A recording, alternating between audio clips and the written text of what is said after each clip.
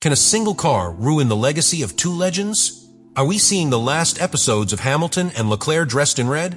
What has happened at Ferrari after Abu Dhabi 2025 is not just disappointment, it is an open threat.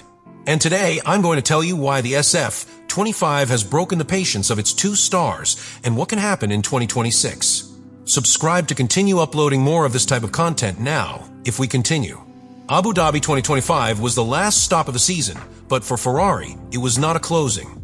It was a sentence. What happened that weekend in Yas Marina cannot be understood as just another race. It was the point at which the SF25 project publicly collapsed. The problems that had been signs during the year exploded all together in the same place, under the artificial lights of a circuit that does not forgive the mediocre.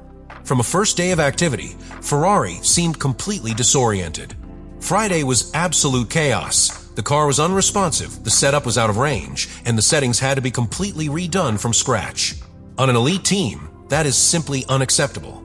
Critical data analysis sessions were missed, and any hope of a solid ranking was hamstrung by a lost Friday. It is in these types of details where you can see the difference between a champion team and a team that survives. Saturday's qualifying only reaffirmed the trend. Lewis Hamilton, who arrived as a seven-time world champion, was once again trapped in the traps of the SF25, without confidence when braking, without grip on the rear axle, and completely unprotected in fast laps. He once again showed difficulties in extracting pure speed from the car, being eliminated at an early stage, while Charles Leclerc, in contrast, did manage to get among the best and qualify in fifth position. But the real drama was reserved for Sunday. In the race, Leclerc put in a performance that has been described by analysts as one of the most mature of his career. He finished fourth, but that number is deceiving. It was an exhibition of surgical driving with an unstable machine, maximizing each lap, taking care of the tires as if they were glass, and executing an impeccable strategy despite the adverse technical environment. What he achieved that day was to squeeze every last drop of the car's potential, and that, in Formula One, is worth more than 1,000 podiums in a dominant car. Meanwhile, Hamilton was living a completely opposite story. Despite a more aggressive strategy and some solid overtaking, his race was marked by the frustration of knowing he was unable to compete on equal terms. He finished in the points, yes, but far from the focus, far from a fight for the podium, and even further from the place he had promised himself when signing with Ferrari. In contrast to Leclerc, who closed the year consolidating himself as the team's natural leader, Hamilton concluded the grayest season of his entire career in Formula One, without a single podium, without victories, and without answers. During the season, the signs of discomfort were many, but in Abu Dhabi, they exploded. What began as a story of progressive adaptation ended with a lapidary phrase that said it all without having to shout, "I am grateful not to get on the SF25 again." Words that, coming from Lewis Hamilton, are not coincidental. They are a sentence, a symbolic slam of the door on a car that never responded to its demands. The problem with Hamilton and the SF25 was not just one of performance, but one of confidence. Since the first Grand Prix, the Briton reported severe problems with braking stability, lack of feedback on the rear axle, and difficulties in finding the car's performance window.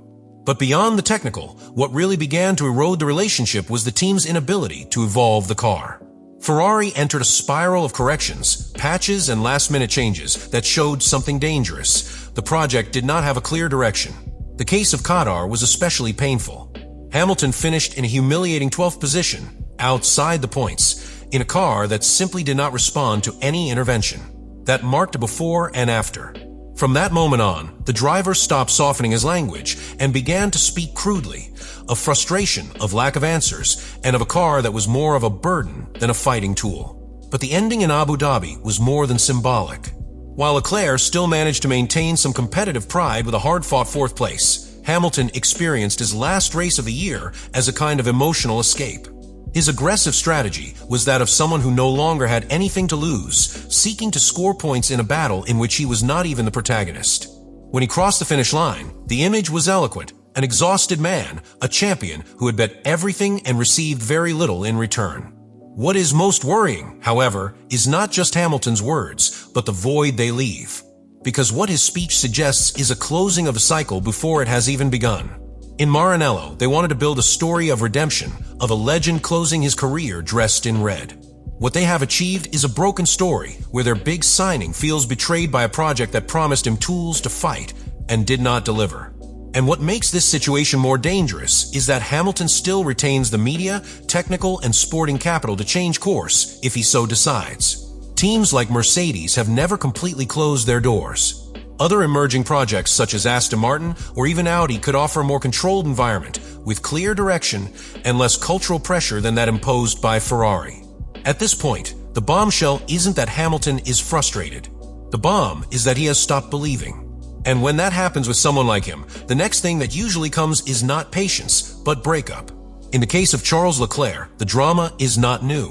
What is new is the language that you are beginning to use. Because for years, the Monégasque driver was, by choice or necessity, the face of unconditional loyalty at Ferrari. It endured grotesque strategic errors, absurd sporting decisions, and seasons in which the car was not even close to being competitive. And he did it without breaking his image as a home driver, a long-term bet, a leader for the future. But in 2025, something changed. What was once patience, today has become urgency. What used to be diplomacy today sounds like a warning. And his most repeated phrase in recent weeks sums it all up. 2026 will be now or never. That expression is not a simple slogan, is a sign of exhaustion. It's the language of someone who has waited long enough. And he is no longer willing to have his career depend eternally on a project that never gets off the ground. Leclerc knows that time passes, that the years of being the promise are already behind us, that he cannot continue being the driver with champion talent and fifth-place results. And if Ferrari does not give him a winning car in 2026, his legacy risks withering amid technical mediocrity. Abu Dhabi 2025, his performance was impressive for a very clear reason. He was no longer racing just to save the team's image. He was running to save his own. He went out onto the track knowing that the SF25 was an inconsistent, poorly balanced, and extremely delicate car. And yet, he managed to push it to the limit with a level of execution that highlighted the difference between a pilot who still believes in his project and another who no longer believes in his project. Leclerc finished fourth in the race, but what was relevant was how. He managed the tires surgically, knew how to read the evolution of the track better than his direct rivals, and optimized each section without making mistakes. His control of attrition, his strategic intelligence, and his coolness in critical moments showed that, even in Ferrari's technical chaos, there remains a base of pure talent that can compete at the highest level. But that level by itself is no longer enough, because the problem for Leclerc is not him. It's the environment. The car changes every weekend, the configuration never seems stable, and the wall decisions continue to raise doubts. Ferrari has historically been a pressure factory, but in these years, that pressure has stopped being productive and has become noise. And Leclerc knows it. He knows that if in 2026 he does not finally have a car that allows him to fight for victories from the first race, his only way out will be to look for that opportunity elsewhere. And the most delicate thing for Ferrari is that these are no longer rumors. Leclerc's statements in recent weeks are not leaks or press speculation. They are public messages. Direct. No frills. He's not talking about building. He's talking about deciding. To close stages. That time is running out. This change in tone has profound implications. Because until now, Ferrari counted on Leclerc to be its media shield. When everything went wrong, Charles was there with his tight smile, protecting the team. But that is no longer sustainable. If even he begins to publicly slip that he could leave, the message from Maranello is clear. The margin is over. 2026 is not just another season. It's the last bullet. And that is why the context is so explosive. Because in the same team, two completely disenchanted drivers coexist, but with different ways of expressing it. Hamilton does it from emotional breakup. Leclerc from the resignation that precedes a final decision. What happens in the first preseason tests of 2026 will not only mark the team's destiny. It can define the entire pilot market, open unexpected scenarios, and above all, close an era. Because if Leclerc decides that Ferrari is no longer the way, what will come next will be a storm of sporting, political, and symbolic consequences for all of Formula One. If we want to really understand why Ferrari is on the brink of internal collapse, we have to look at the cold numbers and technical context that explains why the SF25 has been one of Maranello's biggest design failures of the last decade. It's not simply that the car is not a winner.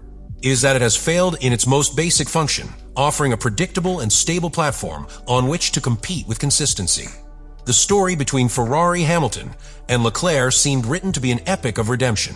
A 7-time champion looking for his 8th title in the most iconic team in the sport. A young talent trained at home, ready to lead Ferrari towards a new winning cycle.